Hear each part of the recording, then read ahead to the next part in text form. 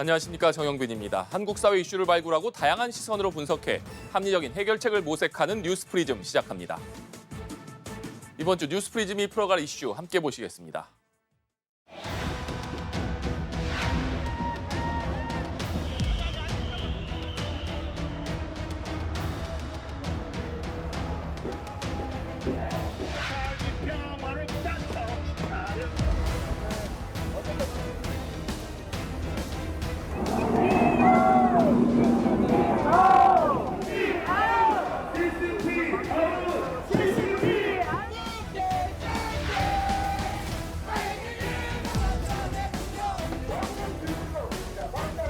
너무 혼잡하고 차도 너무 막히고, 그러니까 지나가다 보면 좀 이렇게 격앙돼서 이렇게 비속어 욕설을 하시더라고요.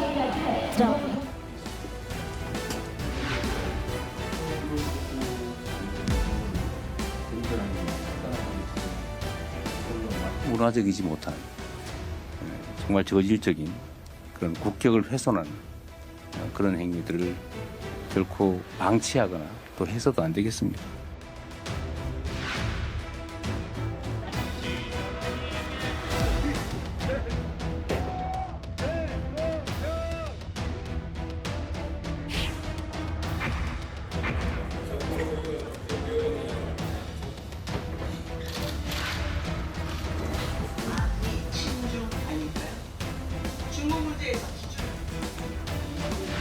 이상하게 지금 정쟁화되고 있다.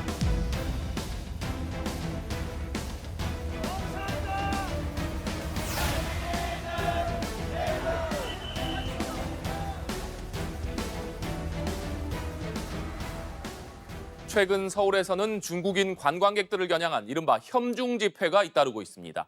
정부가 강경 대응을 예고했지만 반중 정서를 이용한 음모론까지 난무하면서 사회적 불안감이 커지고 있는데요. 백유빈 기자가 보도합니다. 무비자 입국! 무비자 입국! 반중고가 적힌 피켓을 든 시위대가 서울 도심에 모였습니다. 보수단체 민초결사대가 개최한 반중 집회입니다. 태극기와 성조기를 든 시위대는 반중구호를 외치며 이곳 여의도에서 3km가량을 행진했습니다. 이들 단체는 중국인 관광객들이 많이 찾는 명동 거리에서도 집회를 이어가고 있습니다. 윤석열 전 대통령 부부를 석방하라는 구호와 함께 외국인 관광객을 향해 거친 말을 내뱉거나 위협하는 모습도 포착됐습니다.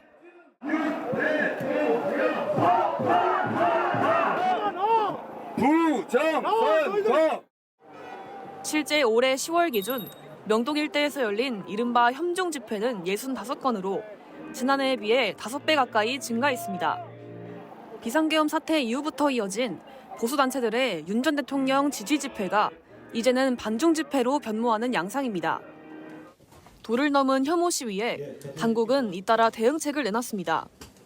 이재명 대통령까지 나서 자해 행위라며 강하게 비판했고, 정말 문화적이지 못한 정말 저질적인 그런 국격을 훼손하는 그런 행위들을 결코 방치하거나 또 해서도 안 되겠습니다. 행정안전부는 국가경찰위원회에 경찰에 적극적인 법집행 방안 안건을 부의하며 적극 대응을 강조했습니다. 하지만 반중 집회는 사그라들지 않는 모양새입니다. SNS와 유튜브에는 음모론도 확산하고 있습니다. 최근 국정자원 화재의 배후에 중국이 있다는 도를 넘는 근거 없는 주장까지 나왔습니다. 전문가들은 반중 정서를 활용한 혐오와 불안감 조장이 심각해지고 있다며 우려를 표했습니다.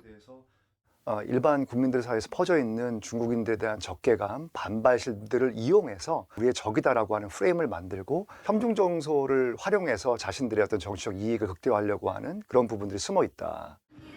사회적인 불안감을 자극하는 만큼 근거 없는 음모론에 단호하게 대응할 필요가 있다는 목소리도 나옵니다. 연합뉴스TV 백유빈입니다. 중국인 단체 관광객 한시 무비자 조치에 이어 중국 국경절 연휴까지 지나며 많은 중국인 관광객들이 한국을 찾았습니다. 덕분에 상권에는 모처럼 활기가 돌고 있는데요. 하지만 연일 이어지는 반중 시위, 커지는 반중 정서에 상인들은 마냥 웃을 수만은 없다고 합니다. 김준하 기자가 취재했습니다. 서울 명동 길거리가 외국인 관광객들로 북적입니다.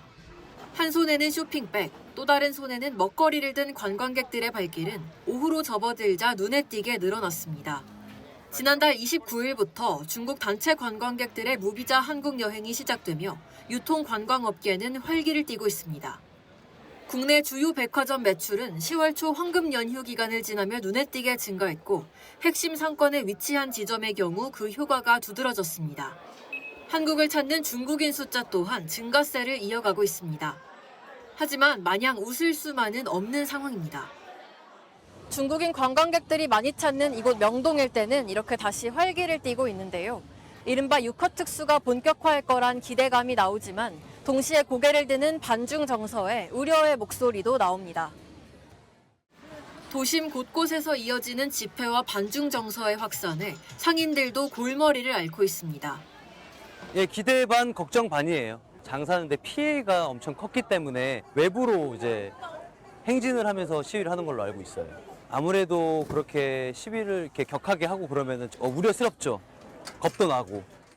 모처럼 찾아온 특수에도 언제 다시 위축되지 않을까 마음을 놓을 수 없는 겁니다. 경찰이 명동 일대에서의 집회 제한을 통고한 바 있지만 시위는 지역을 옮겨가며 이어지고 있습니다. 반중 시위로 인한 불안감은 우리나라 관광산업 전반에 악영향을 줄 수밖에 없다는 지적이 제기됩니다. 반중 시위지만 다른 나라에서 오는 관광객들까지도 위협적으로 느끼기 때문에 문제가 되고 있고요. 지자체와 국가 차원에서도 제도를 정비를 해서 이렇게 어떤 특정한 인종이나 또는 특정한 문화에 대해서 혐오하는 이런 시위들은 결코 좋지 않다라는 것들을 특정 국가에 국한된 시위라도 장기적으로 국내 관광과 유통시장의 확장 기회를 가로막을 가능성이 있다는 겁니다. 내년 6월까지 약 100만 명의 중국 관광객이 추가로 한국을 찾을 걸로 예상되는 가운데 모처럼 되찾은 활기를 이어갈 수 있도록 관련 대책이 필요해 보입니다. 연합뉴스TV 김준호입니다. 보신 것처럼 서울 곳곳이 이른바 혐중 시위에 몸살을 앓고 있습니다.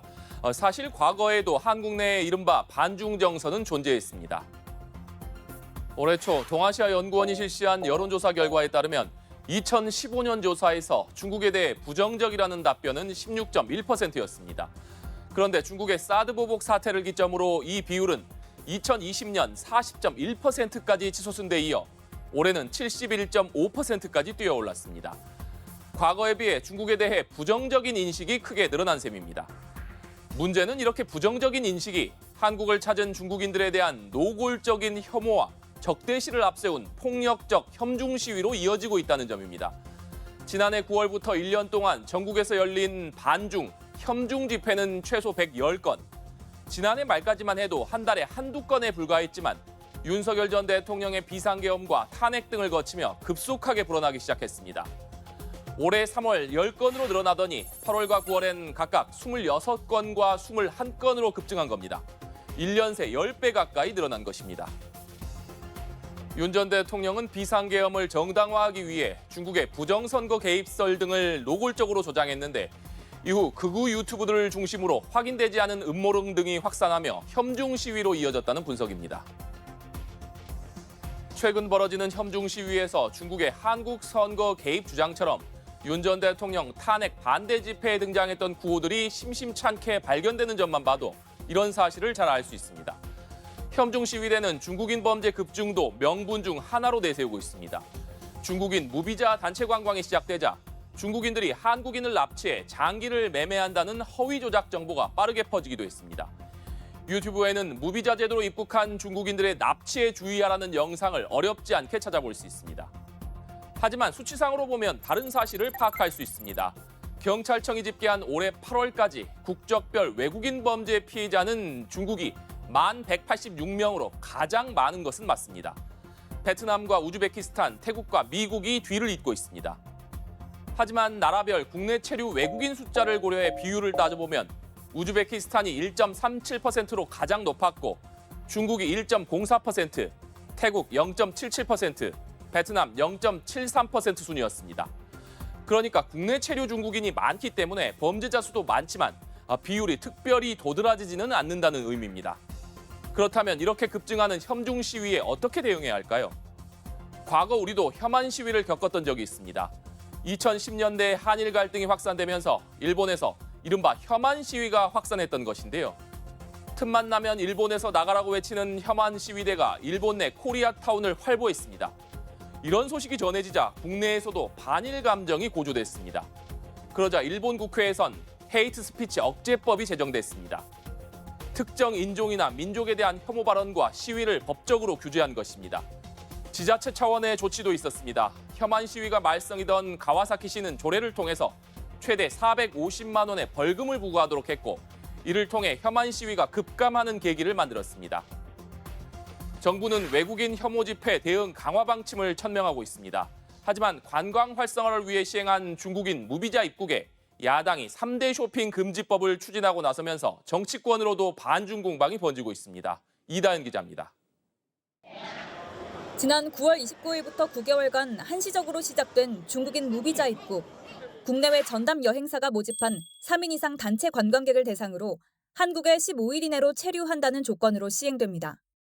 시행 직후 이재명 대통령은 여러 상권들이 벌써 들썩이고 있다고 한다며 내수 활성화와 경제 회복에 있어 기대감을 나타냈습니다. 그러면서 국내에서 벌어지고 있는 특정 국가를 겨냥한 혐오 발언이나 집회를 직격했습니다. 어느 나라 국민이 자기들을 이유 없이 비방하는 나라에 가서 관광하고 물건 사고 그러고 싶겠습니까?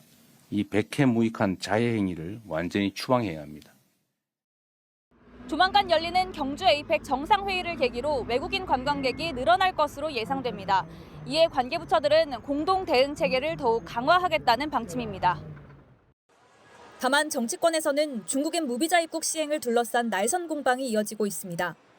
야권은 불법 체류와 불법 취업, 무비자 제도를 악용한 범죄 가능성 등을 우려하고 있습니다. 국민의힘은 더 나아가 의료, 선거, 부동산 쇼핑을 제한하는 이른바 중국인 3대 쇼핑 방지법을 당론으로 추진하겠다고 으름장을 놨습니다. 중국인들이 제도의 빈틈을 이용해서 혜택을 가로채는 사례가 계속되고 있다는 주장입니다.